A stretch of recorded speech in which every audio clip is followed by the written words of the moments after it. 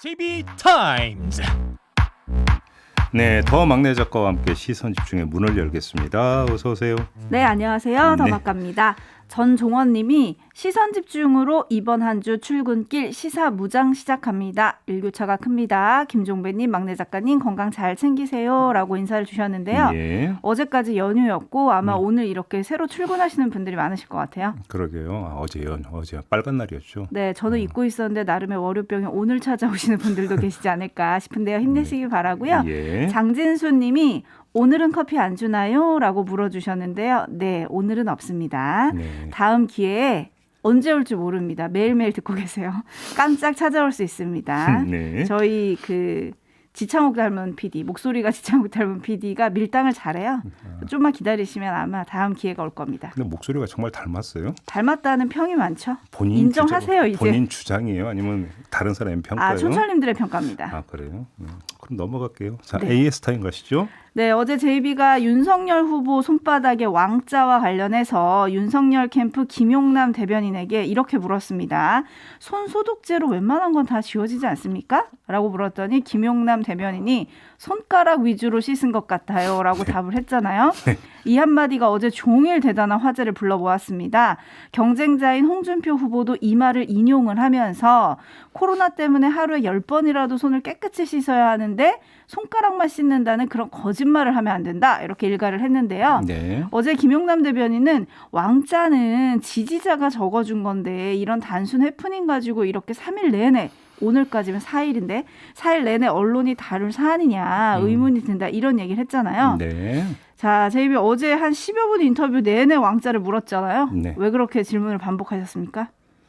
궁금해서 질문했죠. 그러니까 제가 기자 출신이다 보니까 네. 아직까지 굴착 본능이 좀 남아 있는 것 같아요. 굴착 본능? 파고 들어가는 거 있지 않습니까? 아하, 네네. 그러니까 뭐냐면 좀 뭐 설명이 납득이 되면 그런가 보다 하고 넘어가겠는데 솔직히 말씀드려서 좀 납득이 안 되다 보니까 이해가 안 된다 해갖고 계속 질문을 하다 보니까 좀 그렇게 된 것 같습니다. 네. 네. 그리고 또 질문을 했던 의미에는 아마 이제 후보의 정책보다 후보가 각종 구설에 오르는 걸 좀 경계해야 된다. 이런 의미도 좀 있으셨던 거 맞죠? 네. 네. 그런데 어제 윤석열 후보의 또 다른 말이 좀 논란이 되고 있습니다. 오디오로 직접 들어보시죠. 이제는 우리 당 경선에까지 마술을 뻗치고 있습니다. 여러분들 들으셨죠? 위장 당원들이 엄청 가입을 했다는 것을. 우리 당 안에 막 경선 과정에 여러 가지 내부 총질도 있고 또 민주당의 개입도 있고 하지만 우리 당원 여러분께서 우리 모두 합심하고 힘을 모아서 국민에게 진짜 주인에게 나라를 되돌려 줍시다.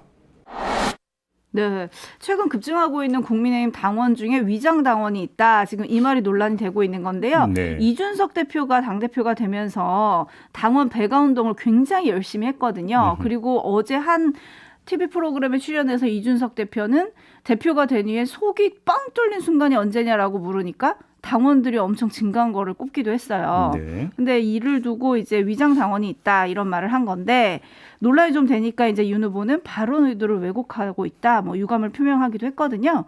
어떻게 들어야 될까요?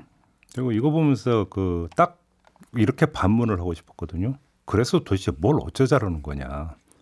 힘을 모으자잖아요. 이렇게 반문을 하는 데는 두 이유가 있는데요. 네. 위장 당원이 엄청 늘었다고 그러면 가정을 하죠. 어떻게 찾아낼 건데요. 그래서 뭘 어쩌자라는 것이냐 하나가 이거고 두 번째가 뭐냐면 경선 룰 짜는 과정에서 역선택 우려가 있다면서 국민 여론조사를 둘러싸고 이제 논란이 많이 있지 않았습니까? 네. 그잖아요. 그다음에 이번에 또 그러면 또 당심이 문제가 된다는 이야기잖아요. 그러면 어떻게 하자라는 얘기가 되는 건가요? 그잖아요. 그러니까 도대체 뭘 어떻게 하자라는 이야기인지.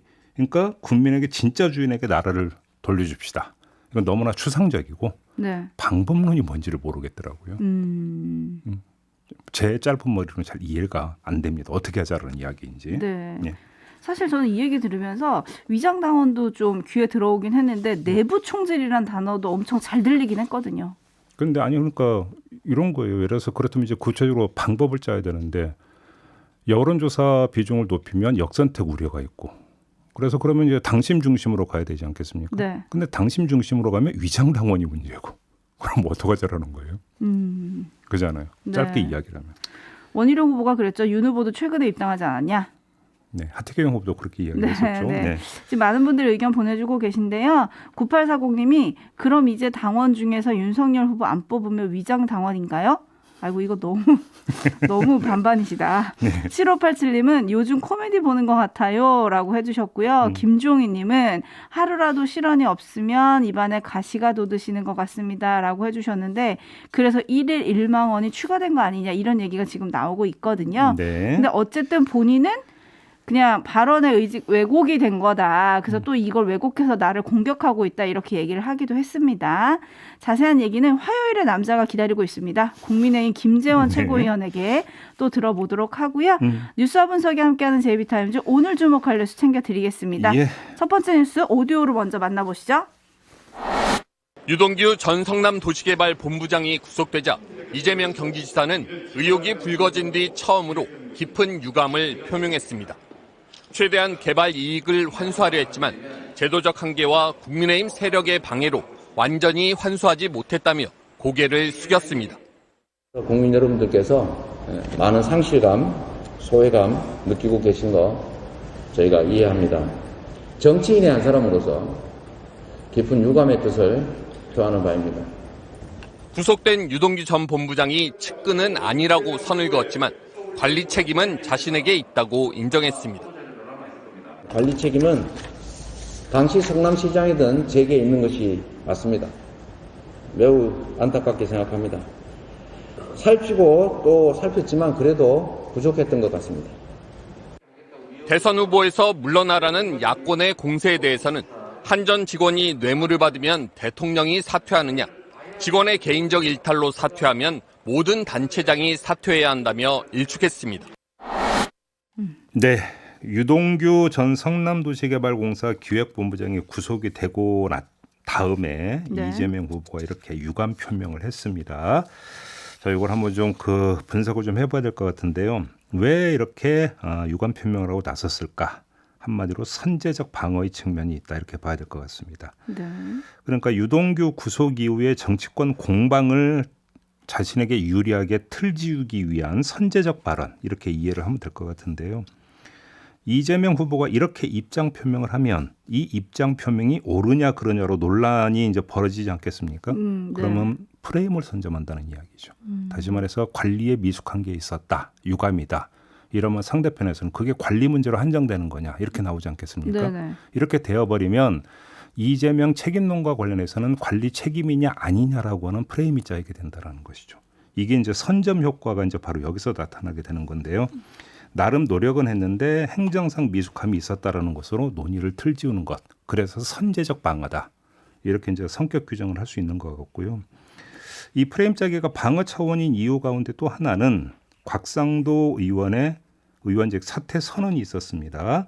자, 이 사퇴 선언을 했기 때문에 국민의힘 입장에서는 알턴이를 뽑은 셈 아니겠습니까? 따라서 개운하게 입가심하고 난 다음에 목소리를 끌어올리려 할 텐데 이것에 김을 빼는 차원도 겸할 수 있다. 이렇게 판단을 한 거라고 봐야 되겠죠. 네. 곽상도 의원은 사퇴했는데 이재명 후보는 뭐 이렇게 이제 그 질문이 들어오는 공세. 이거는 결국은 이렇게 되면 후보직 사퇴 이야기가 벌써 나오지 않았습니까? 네. 국민의힘 안에서 이걸 사전에 그러니까 일정하게 길을 빼버리는 이런 어떤 성격을 띠고 있다. 이렇게 이제 봐야 될 것 같은데요.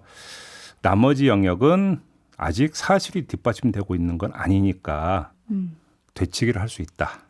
이렇게 아마 좀 판단을 하고 있는 것 같습니다. 네, 지금 야권에서 잠깐 말씀하셨지만 후보직 사퇴나 특검 수용을 촉구를 하고 있거든요. 네. 유감 표명만으로는 안 된다 이런 얘기를 하고 있잖아요. 네. 근데 이거는 이제 사실 팩트가 드러나야 된다 이런 말씀이신 그렇죠. 거죠? 그렇죠. 지금 유감 표명 갖고는 안 된다라는 이야기가 이미 그 프레임이 그렇게 짜여졌다는 이야기가 되는 거예요. 네. 네. 썸머키드님이 돈의 흐름이 빨리 확인돼야 할 것 같습니다라고 해주셨는데 네, 뭐 네, 네. 수사가 지금 속도를 내고는 있습니다. 그죠? 새로운 사실들도 나오고 있고요.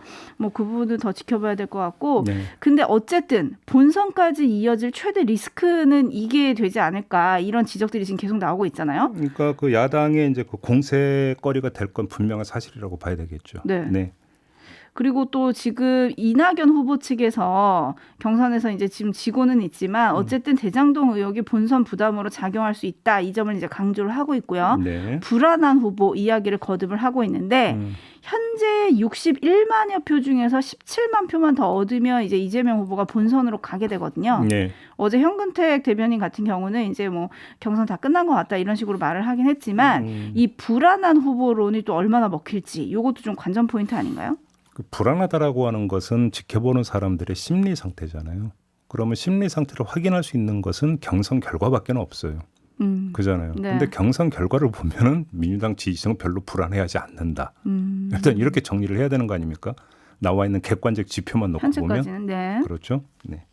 9011님이 민주당 고 최종 후보 확정될 수도 있는데 나중에 수사 결과가 나오면 어떡해요? 후보 교체도 가능한가요? 라고 물어주셨네요. 그거는 수사 결과가 어떻게 이건 지금 뭐라고 예단할 수 있는 성질의 문제는 아닌 것 같습니다. 네. 네. 그러니까 최종 후보가 확정됐는데 후에 수사 결과가 나오면 어떡하냐? 그럼 그 전에 이제 수사 결과가 좀 빨리 나와서 뭔가 클리어가 돼야 된다 이런 말씀 아닐까요? 근데 제가 볼 때는 그건 물리적으로 불가능하지 않습니까? 어차피 이번 주말 되면 다 끝나잖아요, 경선이. 네. 그잖아요. 네. 그러니까 이번 주 안에 수사 결과가 나올 가능성은 그럴 제가 볼 순 때는 없죠. 제로인데요. 그렇죠. 네.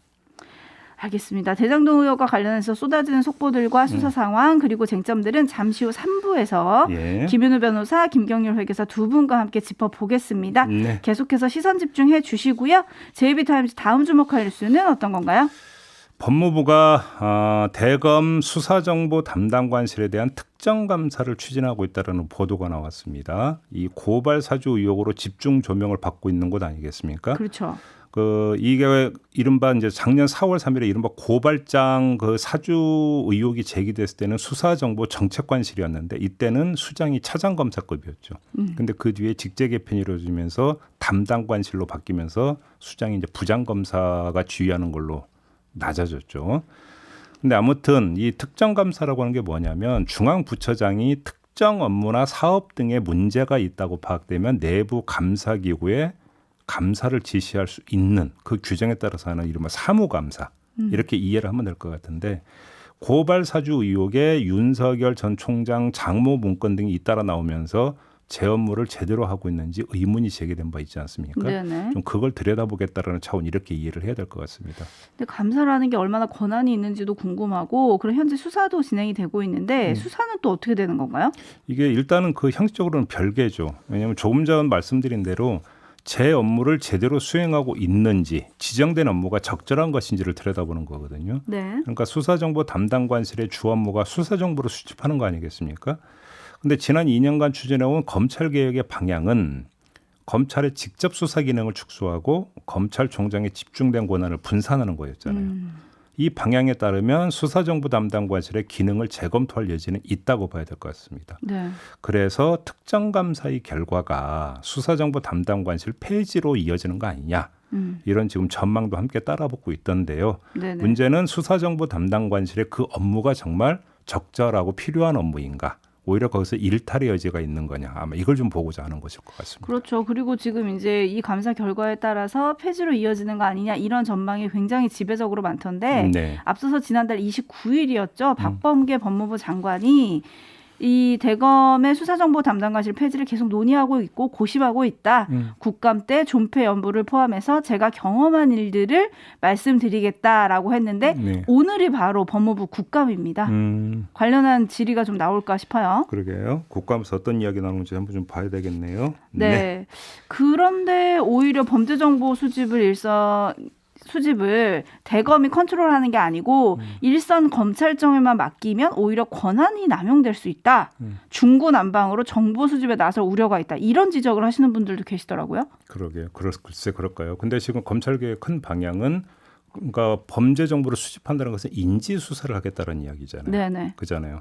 인지 수사를 하겠다라는 이야기는 주로 어떤 분야하고 연결되어 있는지를 한번 좀 잘 볼 필요가 있습니다. 근데 아까 말씀을 드렸다시피 검찰개혁의 큰 방향은 직접 수사 영역을 줄여가는 과정이라고 했잖아요. 네네. 그게 뭐냐면 특수 관련 어떤 수사나 이런 것들을 줄여가는 과정에 있는 건데 인지 수사의 영역을 좁혀간다면 굳이 인지 수사의 출발점이 되는 범죄 정보 수집을 그렇게 부서까지 배치하면서 적극적으로 할 필요가 있느냐라는 이야기로도 연결이 될 수가 있는 거겠죠.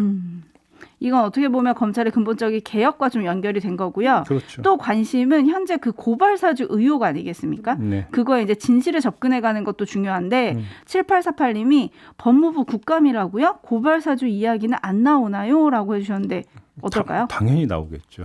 당연히 나올 것이고 근데 문제는 수사가 진행이 되었고 이제는 공수처로 이첩이 되어버린 상태이기 때문에 박범계 법무부 장관이 어디까지 이야기할 수 있을지는 좀 솔직히 좀 잘 모르겠어요. 좀 한계가 있을 것 같긴 합니다. 그다음에 또 알고 있다 하더라도 수사 진행 상황을 다 공개할 수도 없는 거거든요. 그렇죠. 그렇지 않겠습니까? 네. 그래도 또 행간을 읽으면 뭔가 새로운 소식을 그런 알 건 수도 있겠죠. 있으니까 네. 네, 집중해 보겠습니다.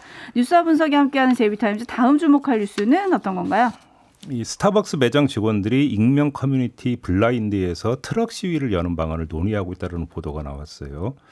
이제 이 각종 이벤트로 경무에 시달리고 있기 때문이라고 하는데 며칠 전에 저희 비컨 뉴스에서 전한 바가 있었죠. 다회용 컵 증정 행사. 네네. 뭐 이게 대표적인 이벤트인데 이 컵을 받기 위해서 주문이 몰려가지고 1시간 넘게 기다렸다고 이렇게 비컨 뉴스에서 전한 바가 있었거든요. 네. 대기 순번 650번 인증샷까지 놔둘 정도였다고 하니까 엄청나게 사람이 몰린 거 아니겠습니까? 난리 났었죠 그날. 네. 그러면 엄청나게 사람이 몰리면 그만큼 엄청나게 일이 많아지는 거고 그 일의 부담은 누구에게 다 갑니까? 매장 직원들한테 직원들이요. 가는 것이죠. 그러니까 화장실 갈 시간도 없었다 뭐 이런 음성이 들리기도 하던데 네. 사실 불만이 이거는 쌓일만한 일인 것 같아요. 아니 그러니까 노동 시간도 중요하지만 노동 강도라는 것도 있잖아요. 네. 그잖아요. 이벤트로 손님이 몰려들면 노동 강도가 세지는 건 뭐 이건 뭐 불을 보듯 뻔한 일 당연한 아니겠습니까? 거죠. 예. 거기다가 이제 스타벅스 매장 가봤으면 알겠지만 거기서는 손님을 육성으로 부르지 않습니까? 그렇죠. 그러면 대기 번호가 650번이었으면 매장 직원이 몇 번 손님 그 커피 나왔습니다라고 외치잖아요. 그것도 네네. 속삭이는 게 아니라 네. 목이 상했는지 저는 그거부터가 좀 궁금한데요. 그러면 여기에 대한 보상이 있었는지 저는 이게 궁금한 건데 보상이 없으니까 이런 거 아니겠습니까? 그렇죠. 반대로 이벤트로 회사는 2배, 3배 매출 올리고 이익 올렸을 거 아니겠습니까? 네. 그러면 나눴느냐라는 겁니다. 그 이익을. 안 나눴다면 어떻게 되는 겁니까? 그냥 매장 직원들 등골만 휘었다 이런 이야기가 되는 거잖아요. 그렇죠. 뭐 스타벅스 측은 직원들의 어려운 점을 다양한 채널을 통해서 경청하고 개선해 나가겠다 이렇게 했던데 뭐 경청하고 밖에 뭐 있습니까? 찍어봐야 맛을 하는 겁니까? 이거 견적 금방 나오는 거 아닌가요? 금방 나오죠. 그러니까요. TK님이 노동 강도가 노예 부리듯 합니다라고 해주셨는데 네. 스타벅스 매장 직원들이 보통 9,000원대 시급을 받는다고 합니다. 그런데 이런 소비자들이 왕창 몰리는 행사를 열면 추가적인 보상을 하느냐 인력 충원은 있느냐 없다는 거죠. 그러니까요. 그래서 이제 이번에는 달라지게 하고 싶어서 이렇게 지금 문제 제기를 하는 건데 문제는 다음 주에 할로윈 행사랑 크리스마스 이벤트를 2개를 또 동시에 시작을 한다고 합니다. 호호. 그 전에 일단 구체적인 대책부터 발표하는 기업이 되시기를 바라고요. 네. 그리고 지금 그 중고 사이트 있죠. 네. 요즘에 이렇게 서로 만나서 하는 당땡 마켓. 네. 거기에는 이 다회용 컵 매물이 그렇게 많이 올라왔다고 하더라고요. 그래요. 직원들의 한숨 소리가 들리는 것 같은데 네. 네, 스타벅스가 좀 발표를 해주면 좋겠고요. 대책을. 네. 그리고 오늘 저녁 8시부터 이제 코로나 백신 접종 완료 후 6개월이 지난 만 60세 이상 고령층 등 고위험군을 대상으로 부스터샷 사전 예약이 시작이 됩니다. 이제 방역 당국이 개인별로 문자를 보낸다고 하니까요. 예. 그 문자 받으시면 사전 예약하시면 좋을 것 같고요. 또 8일부터는 임산부에 대한 사전 예약도 시작이 된다고 합니다. 하루라도 빨리 위드 코로나로 이제 넘어가야 되는 거 아니겠습니까? 네. 네, 알겠습니다. 자, 이렇게 마무리하죠. 더마카 수고하셨습니다. 감사합니다.